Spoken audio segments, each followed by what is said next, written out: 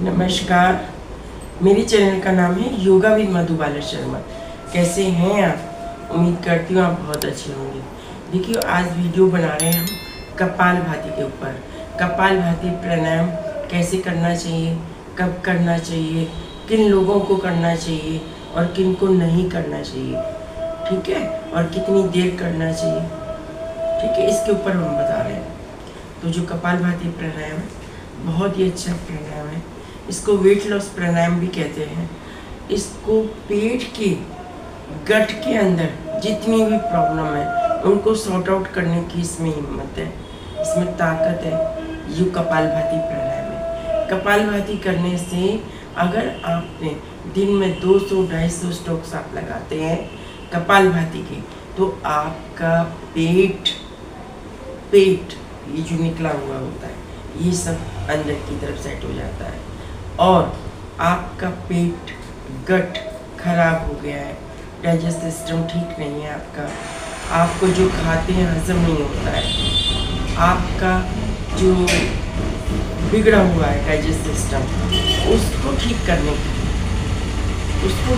के लिए हम सिखा रहे हैं कपालभाति एक इकलौता ऐसा प्राणायाम है जो हमारी पूरा पेट पे काम करता है।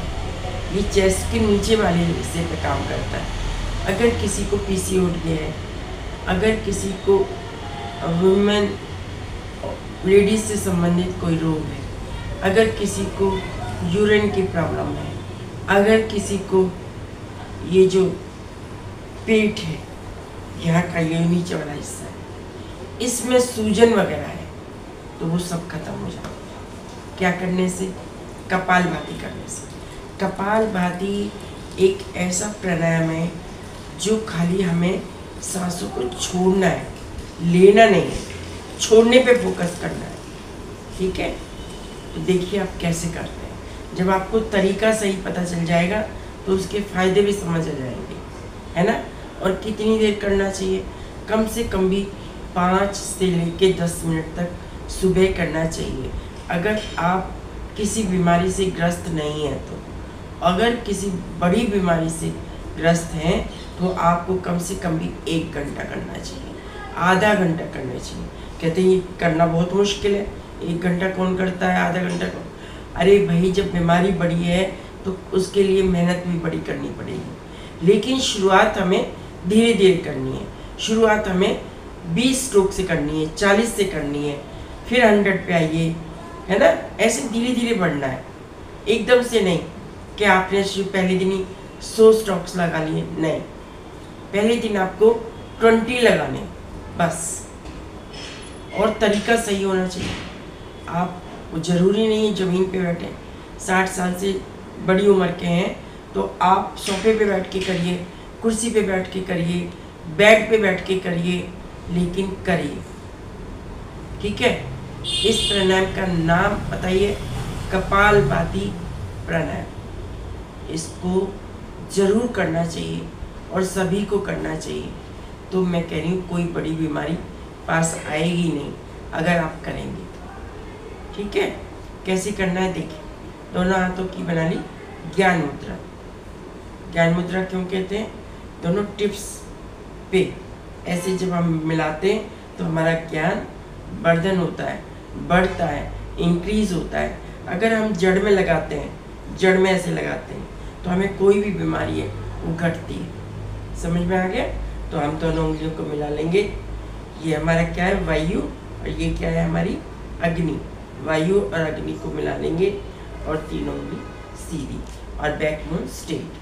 तो अब हमने क्या करना है? सांसों को छोड़ना है बस। कैसे?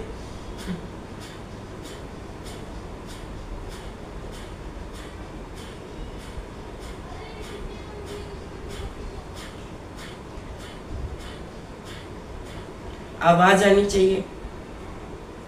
अगर आप 10 में थक जाते हैं तो पहले 10 ही करिए, फिर धीरे धीरे 15 करिए, फिर 20 करिए, फिर 30 करिए, ऐसे बढ़ाना है। और खाली सांसों को छोड़ना है, लेना है ही नहीं। अगर आपको लगे कि चेक कैसे करूं तो ऐसे करिए,